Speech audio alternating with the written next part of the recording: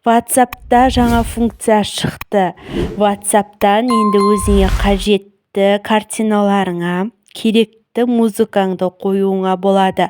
Ол үшін дәл осылай етіп картинадағыдай етіп, әрі қарай өзіңіздің қажетті музыкаңызды қоя бересіз.